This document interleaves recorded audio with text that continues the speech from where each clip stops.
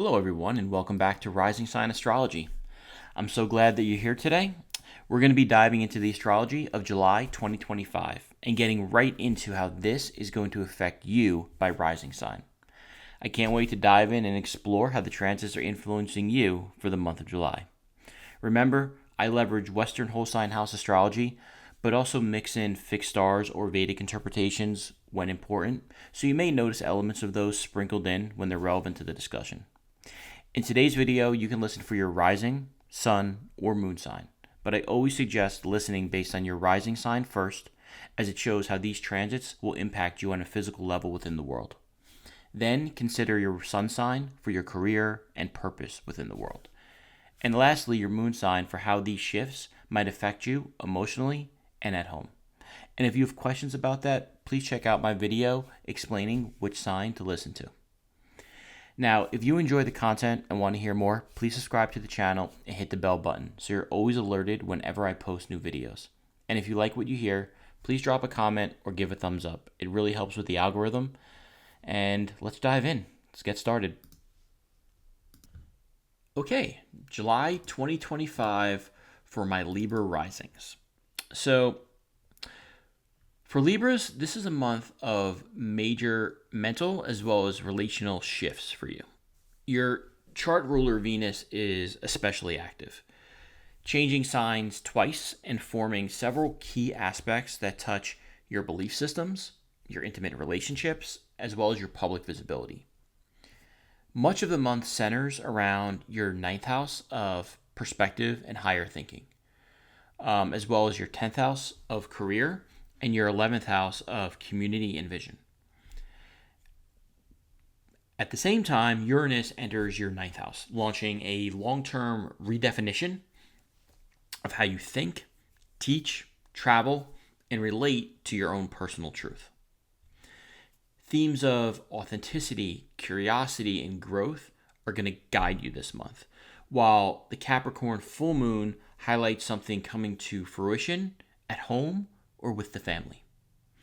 Whether it's launching a project, redefining a relationship, or walking away from something that's no longer in alignment, this month challenges you to think for yourself, speak from the heart, and realign with what's meaningful to you.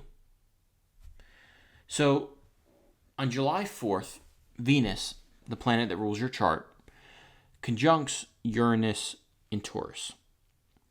So this is your 8th house of shared resources, intimacy, and psychological depth. This could spark an unexpected breakthrough or breakdown in a close relationship. You might suddenly feel the urge to pull away from a dynamic that's felt too heavy or too transactional. On the flip side, someone could surprise you with a gift, a confession, or emotional truth that catches you off guard but deepens the connection. Financially, this transit might also bring surprises in joint money matters, perhaps a sudden expense or payout. Either way, this transit disrupts the status quo, forcing you to see trust, vulnerability, and power dynamics in new light. I do want to point out, hopefully this is not the case, but, this activity in the 8th house, that sudden payout could potentially be inheritance as well, and hopefully that's not the case, but I'd be remiss if I didn't share that. Now, later that same day, Venus enters Gemini, moving into your 9th house of beliefs, travel, higher education. This brings a lighter, more curious tone to your worldview. You might feel called to explore new philosophies, pick up a book on a fresh topic, or even plan a trip that opens your mind. Conversations with people from different backgrounds can spark growth at this time, and romantic or creative energy may now emerge through intellectual or cross-cultural connections.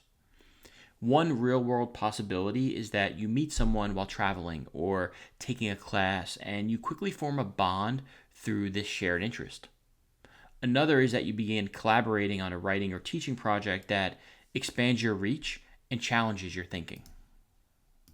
Now, also on that same day, Neptune turns retrograde in Aries, which activates your seventh house of relationships, business partnerships, committed one on one relationships that are typically governed by a contract. So, this shift can blur or clarify what you've been projecting onto others, especially romantic partners or collaborators, even adversaries.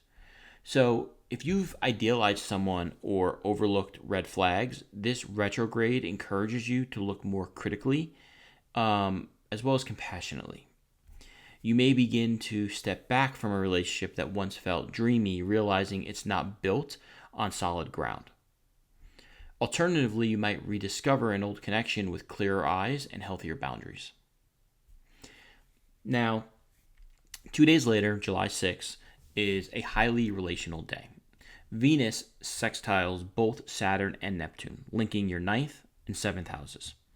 This could be a day for clarifying what you want in relationships or making a serious commitment after a period of emotional uncertainty. You may have a conversation with a partner or a mentor that helps you feel grounded and inspired. One way this can manifest is you decide to make travel or study plans with a loved one, or you come to terms with a spiritual or ethical difference in a relationship and find a way to work through it anyway with mutual respect. Now, on July 7th, Uranus enters Gemini, kicking off a nearly 8-year transit through your ninth house, the part of your chart that governs higher education, philosophy, travel, spirituality, publishing, and your broader worldview. This is not a subtle influence. Uranus brings disruption, innovation, and awakening wherever it lands. And in the ninth house, it calls into question the very framework through which you interpret life. You may feel a growing urgency to shed borrowed beliefs and start thinking for yourself in a way that's radically different from what you've accepted up until now. That could mean breaking away from a religious or academic system you were raised in, or switching fields entirely, or challenging inherited cultural narratives that just no longer fit who it is you're becoming. This is the beginning of a long-term mental and ideological revolution in this part of the chart for you. But for someone like you, Libra rising with Venus as your ruler, there's often a desire to maintain harmony and avoid confrontation. But Uranus in this part of your chart is going to start agitating that tendency, especially if it's kept you quiet about your true opinions. You'll likely feel called now to speak up or to ask tougher questions and engage more boldly with ideas that once felt taboo, divisive, or just too far outside the box. This could be the start of a new intellectual identity, one that values freedom of thought over social acceptance. And in real terms, you may enroll in a non-traditional program of study at this time, something fringe or in the digital world. You might even feel drawn to podcasting or independent publication of some form, or activism that elevates maybe overlooked voices in societies or challenges some form of groupthink. Your interests could range from philosophy and futurism to comparative religion or ethics, right? Anything that allows you to connect dots in new disruptive ways. And if you've been suppressing your desire to write or teach or just share your truth, Uranus here can provide that lightning bolt that finally gets you moving. I think for many of you, travel is also going to play a defining role. And this isn't about comfort vacations. It's about perspective shifting journeys that change your core beliefs. You might travel solo, dive into immersion style learning, or spend time abroad in communities with very different worldviews than your own. One possible scenario is you leave a corporate job and sell your belongings and travel while freelancing, or building a mobile business that allows you to travel. Another is maybe a casual online conversation with someone from another country ignites a total rethinking of your ethical framework or life direction and prompts you to get into studying law or involved in social justice in some way or even theology. But regardless, Uranus is also going to push you to question authority figures in your life. And those authority figures would be professors or gurus, spiritual leaders, or just like quote unquote experts, right? Especially if their teachings don't resonate with your experience or your new emerging beliefs. And over time, you may come to see that not one source holds the complete truth, and that your path forward requires gathering information from a variety of sources while staying rooted in your own evolving sense of judgment and perspective. This might be about intellectual sovereignty as well, like letting go of systems that require just blind faith and developing a more dynamic, adaptable framework for truth or your version of what truth is. Now, as with all Uranus transits, there are likely to be sudden changes and sudden upheavals, right? Plans that get unexpectedly canceled, or since it's the ninth house, maybe visa issues, or maybe disruptions in education that feel chaotic in the moment, but all this ultimately steers you towards a path that gives you more freedom. Because that's what you're looking for, or that's what Uranus is looking for in this part of the chart. Now, you may start something with a full conviction and abandon it later without regret because you realize, oh, this isn't for me, right? Like, because the real gift here is not the stability, it's the discovery that you're getting, right? Like, Uranus in Gemini is going to electrify your ninth house and make you very curious, and really promote themes of non-conformity. So it's an invitation to think beyond where you have previously, beyond your current borders, and that could be intellectually, that could be geographically, as well as spiritually. Not everybody has to, take a retreat to an ashram somewhere. Some people are going to be able to expand their borders within their mind by reading scriptures or books or journeying online. But ultimately, it's asking you to question not just what you believe, but go deeper and question why it is you believe it. And the more you allow your curiosity to lead you, the more alive you're going to feel, the more informed and even empowered your worldview is going to become. So I know I spent a good amount of time here, but I think it's important. It's a fairly long transit. I think I will do, a standalone video on Uranus, moving into Gemini for, 7 years and 10 months, but as well as a bit of a look back. But anyway, back to regularly scheduled programming. So back to the transits. On that same day, Venus in Gemini is also going to trine Pluto in Aquarius. So now this is forming a strong connection between your ninth and fifth houses. This brings depth as well as magnetism to your creative or romantic expression, especially when it involves sharing your voice in some way. You might connect with someone through writing or through speaking or even performing, and feel an immediate emotional connection or intensity with them. Alternatively, you might dive into a passion project that blends your beliefs with your artistry, especially if it involves education or children in some way. Moving on to July 10th, there's now a full moon in Capricorn, your fourth house of home, family, and inner foundations, roots. So this is going to mark a turning point, possibly involving a living situation, a family relationship, or emotional truth that's been building behind the scenes. You might be finalizing a move or resolving a long-standing issue with a parent or reaching a new level of emotional maturity. This could look like you letting go of a dynamic that's kept you rooted in the past, possibly by setting clearer boundaries at home. Or maybe you're recognized or celebrated within your family for the way that you've stepped up in the recent months.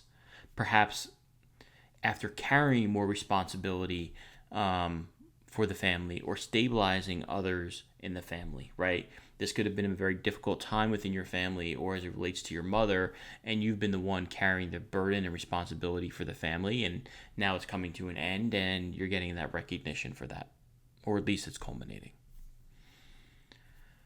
Because on two days later, on July 12th, Saturn now is going to retrograde in Aries. So now, this is now a backwards journey through your seventh house. And it's going to bring ongoing pressure to redefine how you show up in your committed relationships, marriages, one-on-one partnerships, right? You could feel tested or forced to confront whether your boundaries or expectations or sense of self are respected in your partnership. This could lead to maybe a cooling off period or a chance to renegotiate terms in a more realistic, sustainable way that works better for you. Another possibility is you realize that you're overextending yourself in a relationship and you start to pull your energy back a little bit. It could be that an old pattern in love reemerges and it gives you a chance to respond to it this time with more maturity than you did before. Any of those things are possible at this time.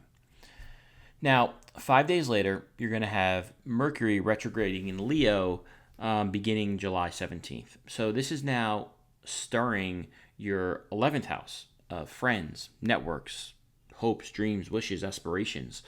So expect delays or miscommunications in group settings, right? Text messages may go unanswered. Group events could be rescheduled. If you're on a team, the team dynamics could be thrown off in some way. But there's also a chance to reconnect with people from your past or revise an old dream with fresh insight as well. You might pick up an abandoned project or have a conversation that helps you rethink your long-term goals. An example of that could be a friend that you lost touch with reaches out and then the reconnection sparks a new idea for the future. Or you revisit a professional network or a social cause and decide to re-engage, but this time more informed and on your own terms.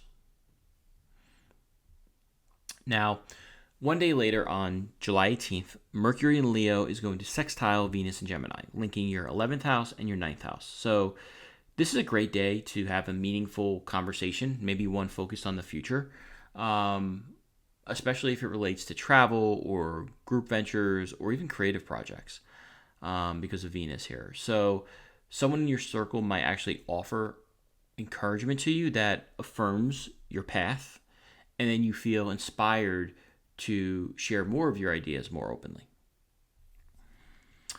4 days later, on July 22nd, the sun enters Leo. So, again, igniting your 11th house and lighting up your social life. You're going to feel more energized and more motivated to connect with others or to lead in a social group or step into the spotlight in some group setting. It's a good time to network, to pitch ideas to the group, or to take charge of some community initiative. That same day, the sun is going to sextile Uranus, hinting at a surprising opportunity that could be tied to either travel or publishing, or even education. One result could be you get invited to speak or collaborate on something that is in alignment with your evolving beliefs. Or you meet someone through a group or an event that shifts your long-term trajectory in a meaningful way in terms of your hopes, dreams, and wishes. Now, the next day, July 23rd, is a little more difficult and is going to bring tension as Venus squares Mars from your 9th and 12th houses. So you may feel conflicted between what you believe and what's being processed behind the scenes. So mental burnout or spiritual confusion could arise at this time. Self-sabotaging tendencies, all of this can come about, especially if you've been ignoring rest or just going too hard or just overthinking things. And you might feel pulled between pushing a belief onto others or just keeping something private when maybe you would rather speak up. One warning at this time is just be mindful not to jump to conclusions at this time. Now, the very next day, on July 24th, there's a new moon in Leo, again highlighting your 11th house around friendships, goals, group affiliation. So you might set intentions around building new connections or launching a collective project. But with the sun also opposing Pluto that day, power dynamics in these groups are likely to surface. Like maybe you realize a friendship or a team isn't as supportive as it originally seemed, or you're asked to take on a leadership role that carries a good amount of weight. I would say the key here is, if you do have to step into a position of leadership, is to lead with authenticity and not ego, which should be, easy for Libras, I would think. Finally, on July 30th, you're going to have Venus entering Cancer. So this is your 10th house of career, reputation, public image. So this is great. This is ending on a high note, and it's going to begin and open up a softer, more emotionally attuned cycle as it relates to your public life. You might receive recognition or support in your work or career, or begin building stronger emotional rapport with your supervisors or clients at this time. One outcome is a promotion or an opportunity that feels not just impressive, but meaningful to you on a deeper level. Another possibility is maybe you shift your focus from a career path that allows more space for creativity in some way. And that's how the month ends. So I would say, in summary, for my Libra risings, July offers a pretty meaningful blend of momentum within your social realms, the 11th house, and your personal life. And as your chart ruler Venus activates both your belief systems and travel sector and your career path and public image in unison with Uranus beginning to shake up your ninth house of philosophy, you're really being invited to think more freely and behave more honestly in your day-to-day. You're being asked to redefine what truth and success mean on your terms. So I would say focus on what feels aligned at this time, and don't be afraid to let go of structures or groups or beliefs or ideals that feel outdated and just no longer feel like they reflect your truth. So that is the month of July for my Libras. If this was helpful or you have any questions or comments, please, drop a comment below and let me know. Good luck. Okay, well, that's the month of July 2025. It's sure to be a memorable one. I really appreciate you sticking with me through this entire video and tuning in. Taking the time to watch means a lot. And if you have found this helpful, please don't forget to like and subscribe to the channel for more content like this. I just started and am trying to grow it the best I can. And if you're ever interested in a private reading, I do offer birth chart, career, relationship, and general readings. All the details for the bookings are in the description box below. Thanks again for being here, and have an amazing July, and I will see you in the next video. Take care.